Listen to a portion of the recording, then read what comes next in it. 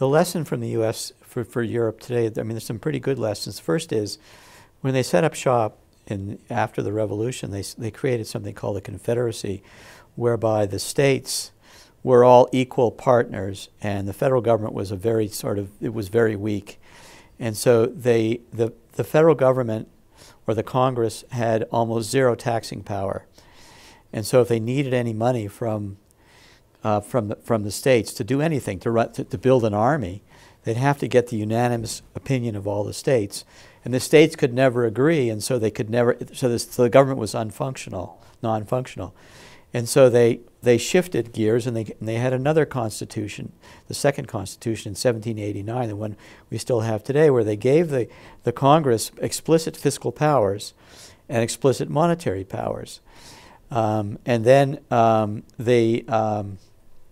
Alexander Hamilton, the first Secretary of the Treasury, in a sense, put all of these powers into effect, and he had there was a famous debt stabilization package, because the U.S. had defaulted, the states and the country had defaulted on its debt, on its foreign debts from the Revolutionary War, and he knew he felt it was really important to establish credibility for the new country, and so he worked out a deal whereby the federal government would assume the states' debts at par, and they would pay off all their creditors, and they would create a bond, a new sort of U.S. government bond, and it would be serviced by taxes, by customs revenues that would be collected by the federal government and not go through the states. In other words, it would be collected, in a sense, offshore.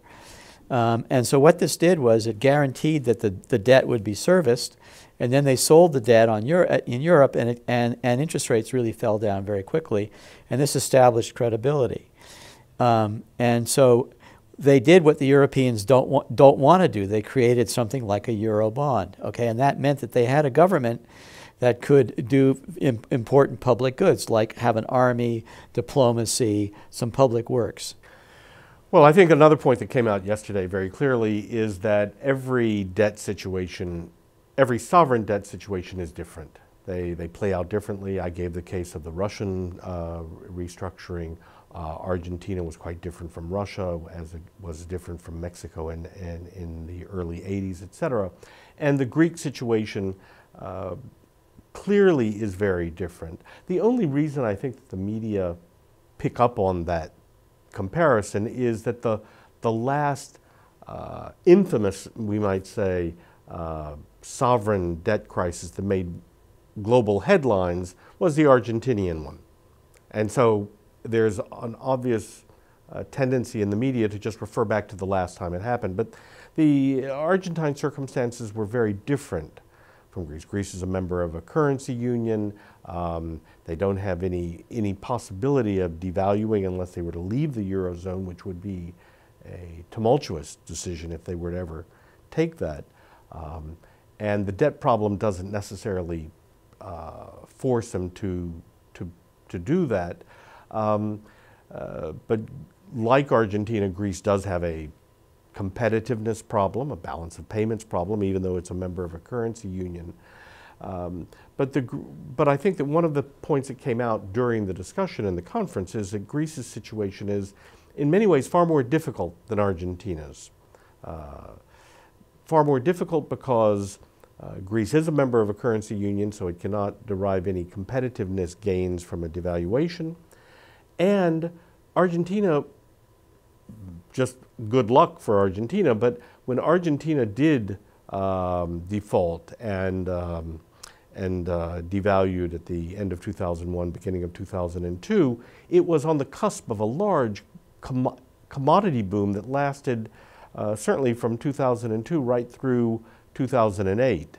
And so Argentina was able to recover very quickly with high rates of growth based on its booming export sector. No one pretends that Greece is going to have anything like that as a prospect. So it's a very different situation. One other contrast which is quite telling is the fact that the Greek leadership, now under a technocratic prime minister, is really trying to cooperate with the EU members and the international community, the Troika, to try to find a solution. In the case in Argentina, it was rather confrontational. And as we know, there is still not a fully resolved solution to Argentina's debt problem.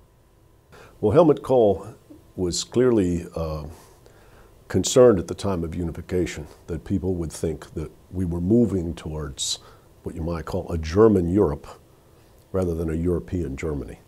And as he embarked on the move to the East, reintegrating with the former communist countries, and in particular unifying with East Germany, he sought to reassure the Western countries, particularly France and the Latin countries, that they were all part of one system.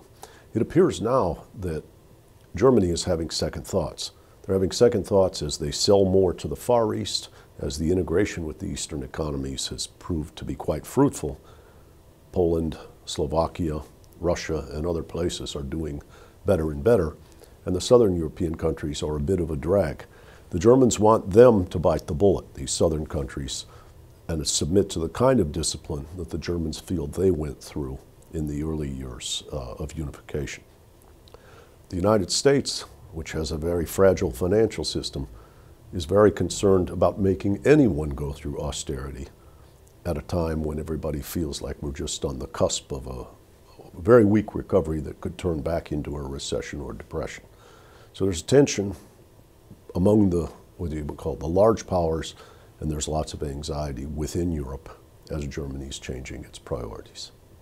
Sure, I think there are more differences than similarities. I think in the case of Greece, you have problems that have been somehow mounting over the years that are structural by nature, as opposed to the situation in Argentina where there were some structural issues, but on top of that there was a significant impact of external events that could eventually revert itself.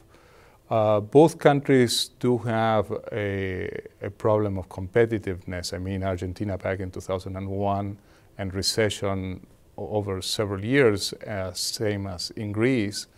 Although Greece, being a member of the European Union, got much more easier access to financing. And by changing the external conditions, as it occurred in Argentina, Argentina could resume growth relatively easy when those things reverted, which you don't see the equivalent in Greece.